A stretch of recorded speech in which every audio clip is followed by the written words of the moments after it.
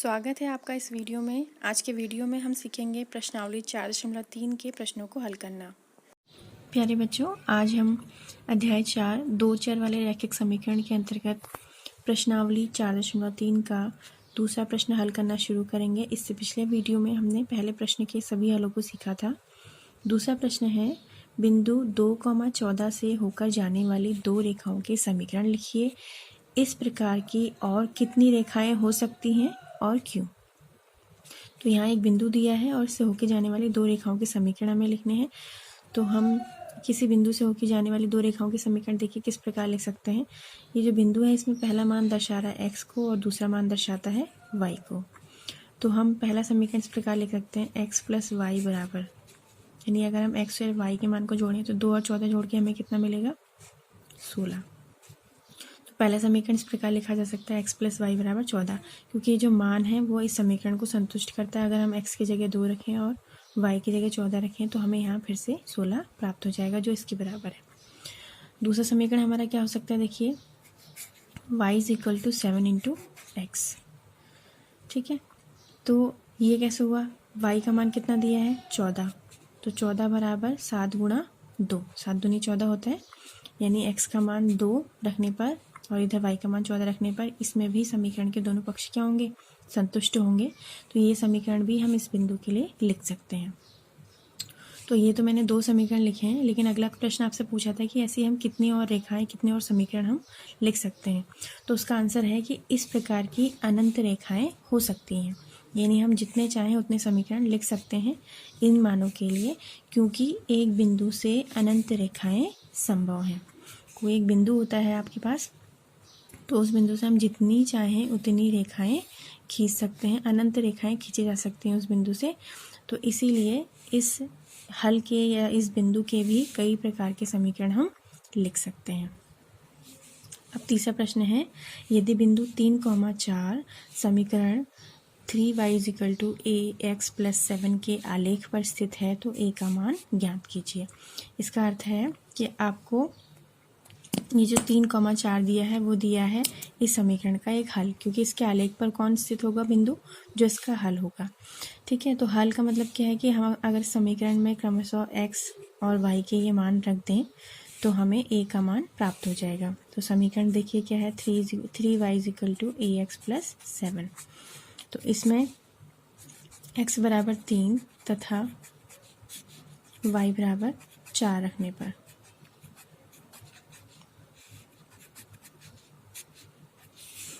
3 लिखेंगे, y का मान आपको कितना दिया है? 4 × a लिखेंगे, x का मान कितना दिया है? 3 + 7।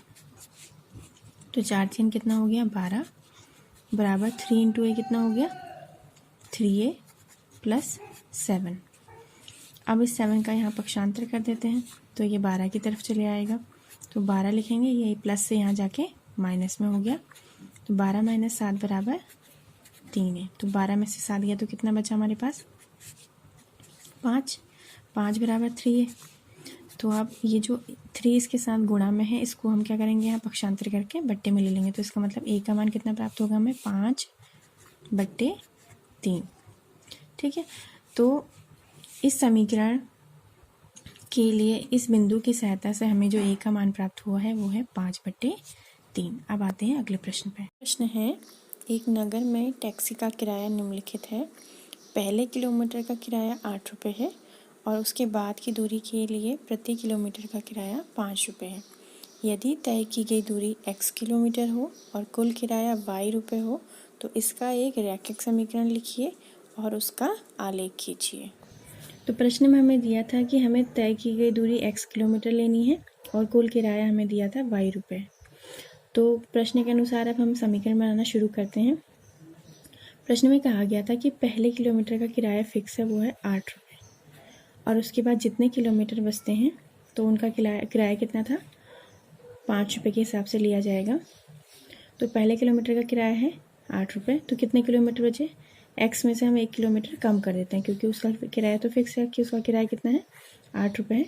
और फिर जो बचे हुए हैं x - 1, उनका किराया है 5 रुपये के रेट से, और इन दोनों का जो योगफल होगा यानी पहले किलोमीटर की किराया और शेष किलोमीटर का जो किराया है तो वो टोटल किराया किसके बराबर होगा, y के बराबर होगा। तो इस प्रकार से हमने एक एक्सप्रेशन लिखा है, इसे हम सॉल्व करते हैं। 8 + 5 × x 5x माइनस 5 × 5 बराबर y। तो 8 में से 5 गया, कितना बचा, 3। तो हमारे पास बचा यहाँ 5x + 3 बराबर y। प्लस में क्यों आया, क्योंकि बड़ी संख्या हमारी प्लस में थी। तो अब हमें ये एक समीकरण प्राप्त हो गया है दो चर राशियों x और y में। तो इसके लिए हमें आलेख खींचना है।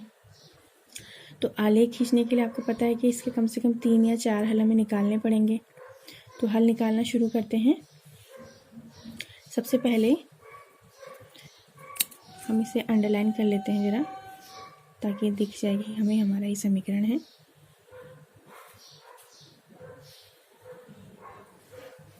तो पहला हल, अगर हम इसमें x बराबर 0 रख देते हैं तो ये पूरा टर्म क्या हो जाएगा, 0 हो जाएगा। तो y का मान हमें कितना प्राप्त होगा, 3 प्राप्त होगा। x बराबर 0 रखने पर y बराबर कितना प्राप्त हो जाएगा, 3।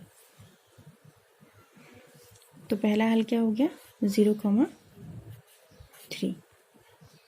दूसरा हल, अगर हम x बराबर 1 रखते हैं तो x बराबर 1 रखने पर हमें कितना प्राप्त होगा, 5 × 1 + 3 बराबर y। यानी हमने x की जगह क्या रख दिया, 1 रख दिया।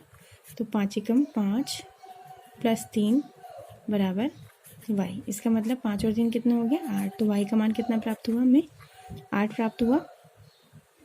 तो यहाँ पर हमारा दूसरा हल हमें क्या मिला कि हम जब x की वैल्यू 1 रख रहे हैं तो हमें y की वैल्यू प्राप्त होती है 8।